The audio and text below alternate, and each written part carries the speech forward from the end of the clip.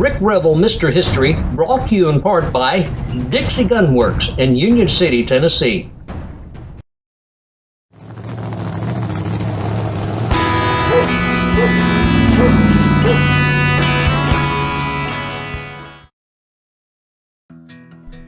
On my first trip to Natchez, Mississippi, my good friend Jimmy Allgood took me on a grand tour of the very historic town.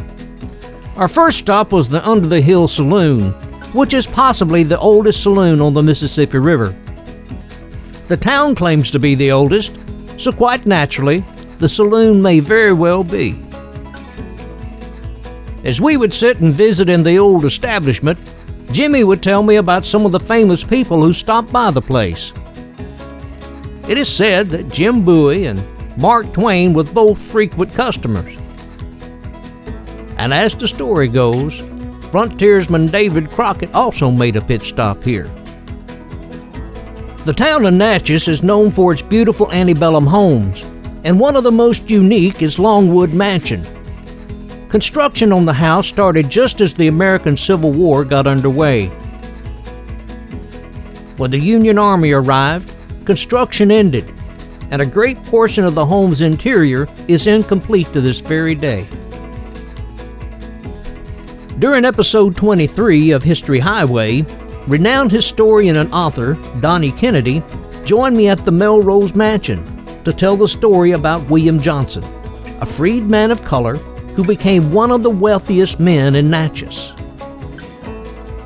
During one of our off-camera conversations, another interesting subject came to the surface that really got my attention.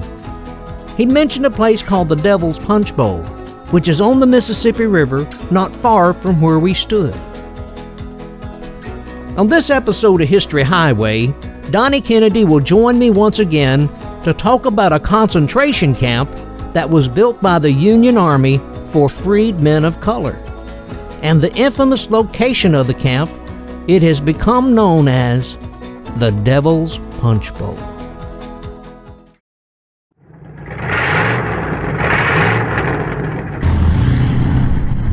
One, two, three. We're gonna drive in every day, and somewhere along the way, there's a road sign with a story from the past.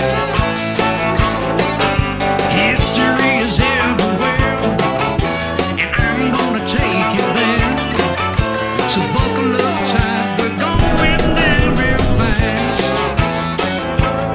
So take a ride down the history highway. We're headed right to the days of old. So take a ride down the history highway. I got the pedal to the metal and I'm letting this Chevy roll.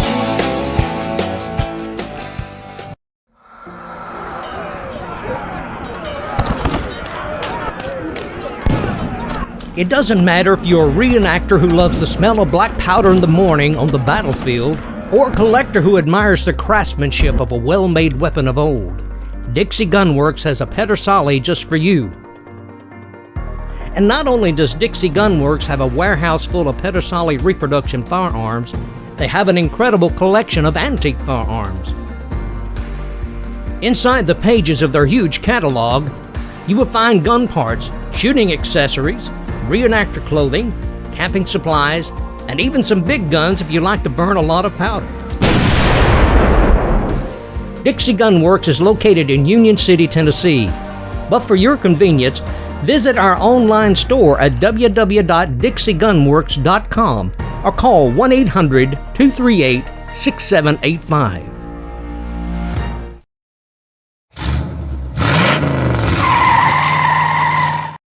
This is WJTV News Channel 12 at 6. Concentration camps. People mostly associate the term with Nazi Germany, but historians say it's true. They also existed in America. During the Civil War, authorities in Natchez, Mississippi forced tens of thousands of freed slaves into camps built in what's known as the Devil's Punch Bowl. The internet is ripe with stories of the Devil's Punch Bowl, which at one time was so obscure very few people knew of the story at all. A quick search will open up a variety of blogs and videos on the subject, but sadly, many are compiled with misinformation and emotional rants. If you decide to research the subject, you will find there's more than one Devil's Punch Bowl.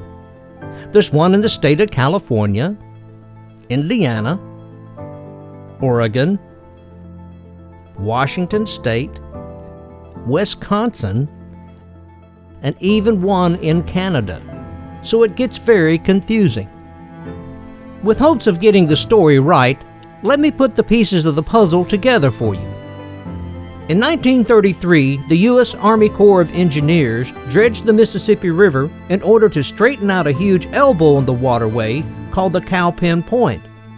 The new section of river is now called the Giles Cutoff, named after the Giles Plantation. If you look at an old map, you can see that the Devil's Punch Bowl was in the southeastern portion of Cowpen Point.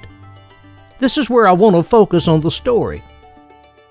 There have been so many things to happen in this region, I refer to it as the Bermuda Triangle of the Mississippi River.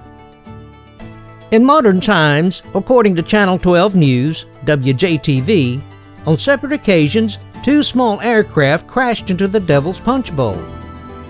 Before the waterway was bypassed around Cowpen Point, several barges would run aground in the narrow channel. These events, though, are pale in comparison to others in the history books. In 1540, Hernando de Soto ventured into the Natchez area in search of gold. What he found was the Chickasaw Nation, who had very few valuables and a nasty temper. Fighting broke out and the Spanish retreated to the Giles Bend area. In May of 1542, De Soto dies and is buried in the river not far from the Punch Bowl. In the early 1800s, not far from where the Natchez Indians played stickball, French pirate Jean Lafitte made his way up the river from New Orleans. It is said that he was looking for a place to bury his treasure, and the spot chosen was the Devil's Punch Bowl. But to this very day, no one has dug up the black trunk that he supposedly left behind. Local legend also claims that outlaws Little Harp and Samuel Mason, who terrorized the Natchez Trace, used the Punch Bowl as a hideout and a place to dispose the bodies of their murder victims. On a sandbar not far from the Punch Bowl, on September 19th in 1827, Jim Bowie got into the knife fight that made him famous. He killed one man and wounded another severely, and this event took place 9 years before he met his fate at the Alamo. And if that is not enough, some in the paranormal community claim that a goat-like creature, often referred to as the Goat Man, lives in the deep gorge and comes out only at night to devour his victims. The subject, however, that gains all the attention took place in 1863 during the war between the states. Most of the men of fighting age left home to join the Confederate Army, so Natchez was easy pickings for the Federal Army. General Ulysses S. Grant also spent time here at the Rosalie Mansion. The man placed in charge was General James McPherson, and a fort was built bearing his name on a hill occupied by the United States Marine Hospital. Part of his mission was to recruit newly freed slaves and bring them into the Union Army. Little did he know, that noble mission would turn into a nightmare as freed slaves poured into Natchez, Mississippi by the thousands. As we dig deeper into the story, I want to take you to the exact location where so many tragic events took place. My good friend Donnie Kennedy joined me there so he could share what he found while researching the Devil's Punch Bowl. We're out in the middle of nowhere, and yes, usually I stand by a sign, and that sign kind of gives you a thumbnail of where we are. But there's no sign at this historical location. No, almost that. They didn't want you to know it. And that's kind of what the point. is here we are. We like to have never found it, Donnie. Absolutely. And we had to stop and ask some locals, where do you find it? And it was kind of interesting. I saw a couple of newsreels, and they had the same problem. Is that right? They said they had to stop and ask locals where it was located. And I guess it's because of the history behind this location. It's called the Devil's Punch Bowl. And Donnie, it was interesting. A lot of people called it Confederate propaganda. They were saying that, well, it never happened. But when you start digging and find not only in Confederate records, but in Union military records, wow. And locals even talked about it. So that's kind of where we want to jump off. Tell me a little bit about the Devil's Punch Bowl. This Devil's Punch Bowl, at one time, and you can't see it here, but we'll show you in a minute. Yep. It's a heck of a hole in the ground here. During the war, when all the plantations were destroyed, a lot of the free people of color had nowhere to go. They were free, they were no longer slaves, but the plantation system was gone. They started meandering around, and after a while, Union troops had to herd these people off into an area, and one of the places was the Devil's Punch Bowl. Now, a lot of people say that was just Confederate propaganda. Here's the point. The Confederate did not need to make up things about the horrors of the Yankee invasion and occupation. Right. This happened all across the South. This is not peculiar just to Natchez, Mississippi.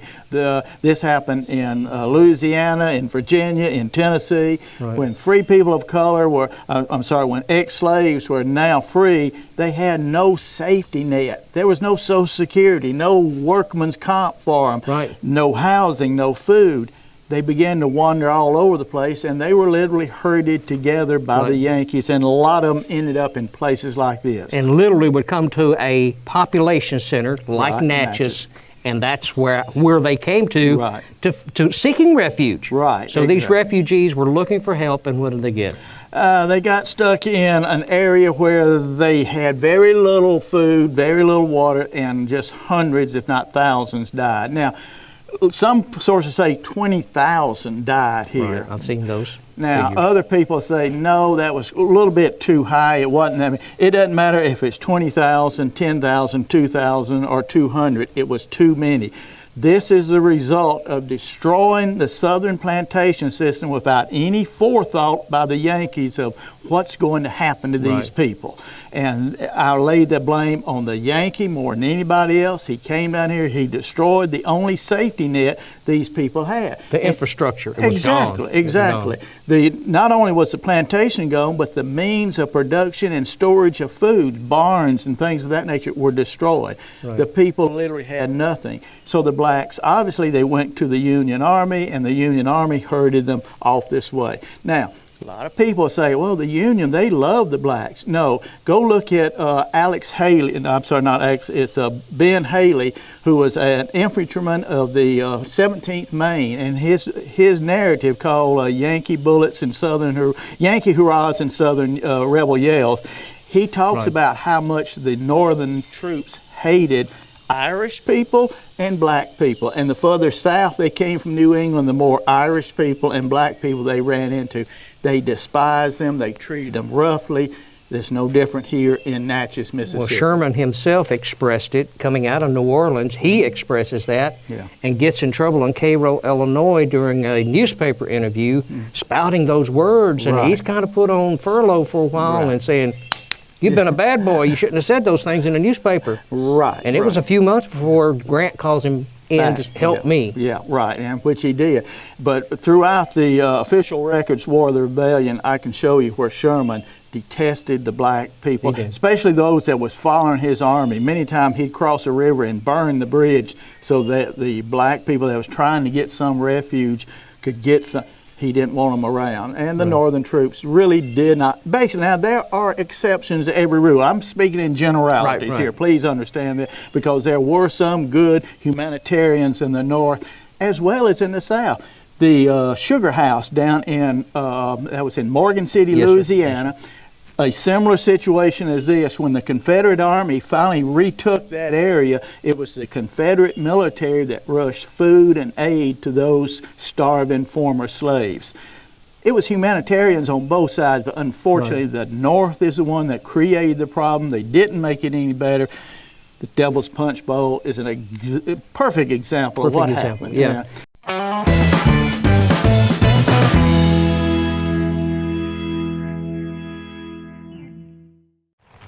The war between the states was the most devastating period in American history without a doubt.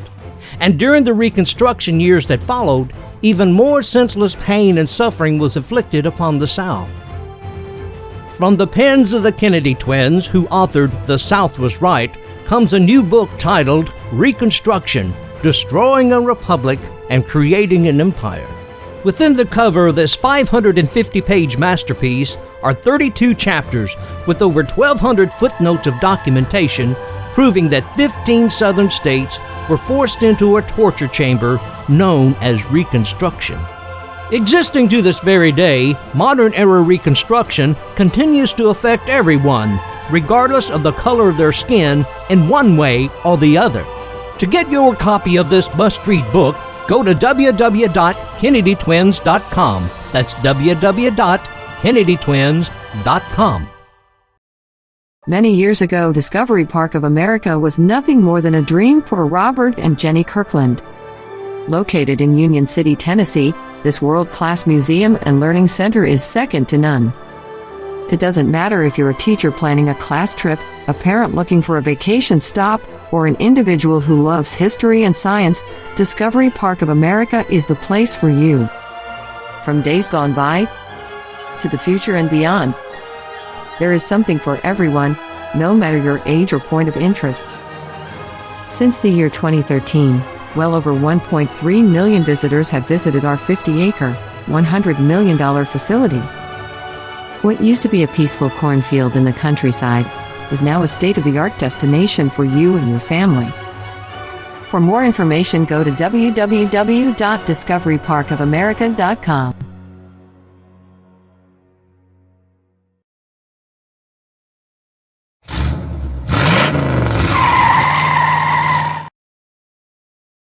Before we continue our journey back in time, I want to share some clips of the newsreel that started the internet chatter about the Devil's Punch Bowl.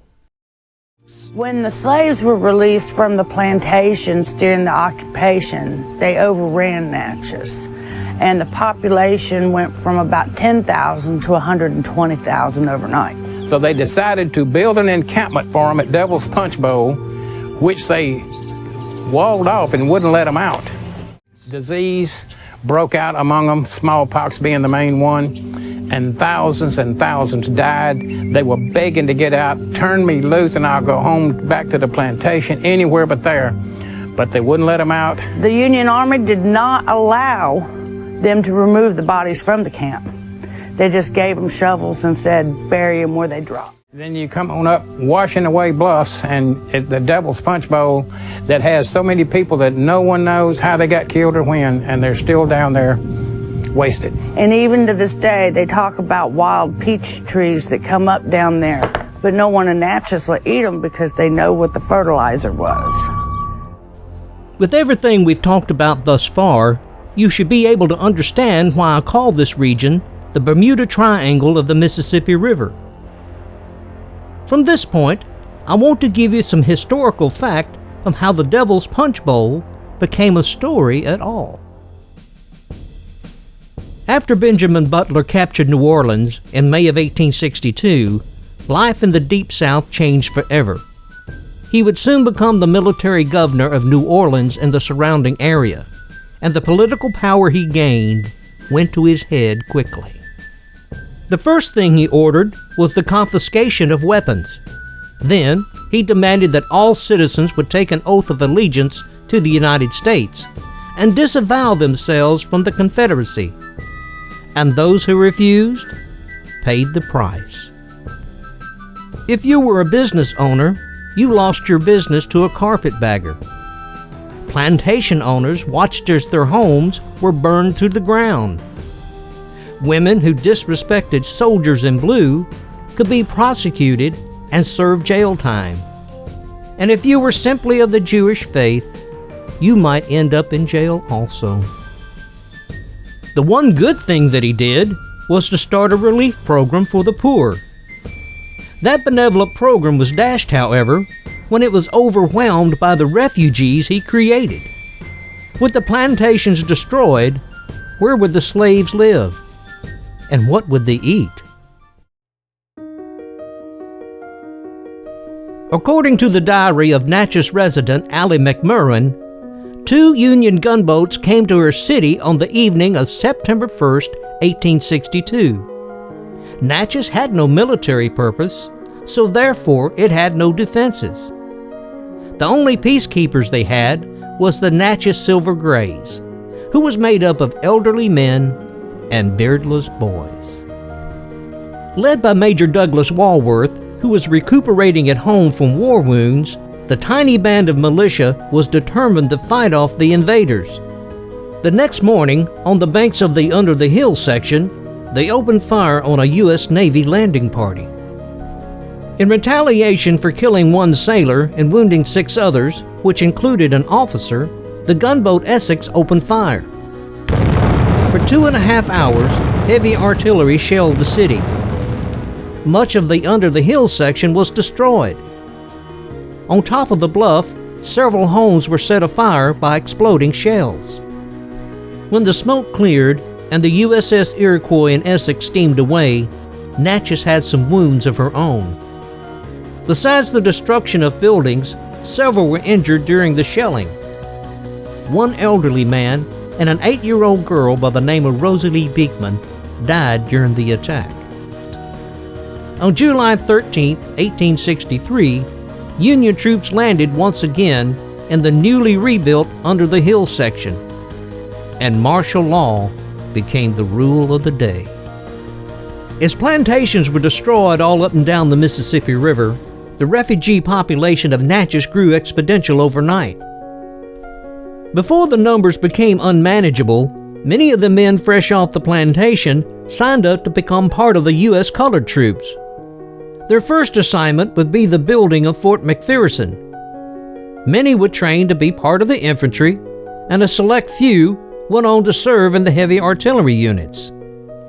It is recorded that 17,000 from the state of Mississippi would join the colored troops, with many of that number stationed at Fort McPherson.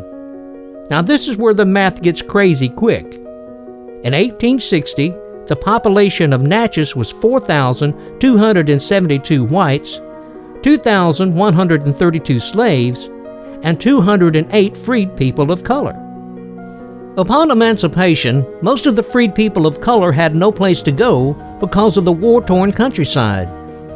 With hundreds emancipated and arriving daily, refugee camps couldn't be built quick enough. Some historians state that 10,000 additional slaves poured into Natchez, while others claim 10 times that number. According to the Western Sanitary Commission, who was in charge of taking care of the contraband in refugee camps, they listed 1 camp in Vidalia and 3 in Natchez, which includes the installation at the Devil's Punch Bowl. These numbers are verified by Bishop William Henry Elder of the Catholic Church, who would visit the camps on a regular basis so he could find medical attention for the sick and pray for the dying. James Irwin Yateman, who was the founder of the Western Sanitary Commission, paid a visit to the camps in Vidalia and Natchez. When he arrived at the Devil's Punch Bowl camp, he listed the population at 2,100. He made a special note of the terrible overcrowding, the disease-infested cabins, and the fact that at least 75 would die in that camp in a single day. Due to the fact that accurate records were never kept, the exact number of the camp's population and death toll will never be known. On Sunday, September 6, 1863, in an article about General Grant, the New York Times stated that the contraband camps of Natchez had over 6,000 residents. So as you can see, an accurate head count is hard to find. But when you compile all the information together, one thing is for certain. Life in the Devil's Punch Bowl was hell on earth for many. Looking for a place to go? The Alabama Music Hall of Fame should be the next place on your bucket list.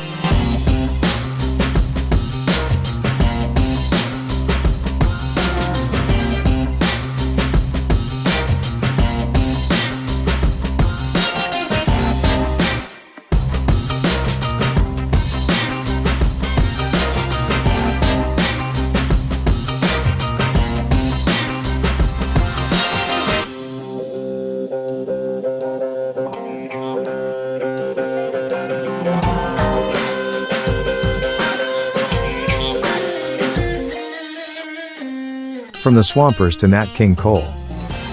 From country music to the blues. There are music legends everywhere.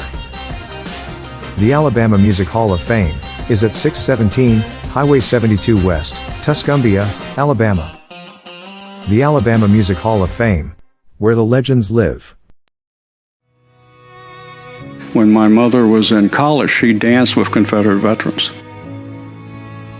To me, it wasn't that far away. You know, my father knew this, my mother knew this. Almost 50 years ago, I joined the Sons of Confederate Veterans. In those days, we weren't concerned about saving monuments or any of those things. That wasn't necessary. In fact, none of us had any remote idea that it would ever come up, or we would have done something then. We can't just sit there and react. We have to be proactive. The Sons of Confederate Veterans is the direct heir of the United Confederate Veterans and the oldest hereditary organization for male descendants of Confederate soldiers. Organized at Richmond, Virginia in 1896, the SCV continues to serve as a historical, patriotic, and non-political organization dedicated to ensuring that a true history of the 1861 to 1865 period is preserved. Membership in the SCV is open to all male descendants of any veteran who served honorably in the Confederate Armed Forces. Dear friends, as an author and living historian, I travel this great country, and every time I see a church steeple and see the cross, I'm reminded that this nation was founded on strong, firm Christian principles. I've written a series of books, this one being In My Father's House, and they are available at Amazon.com. David Chaltis. Get your copy today at Amazon.com.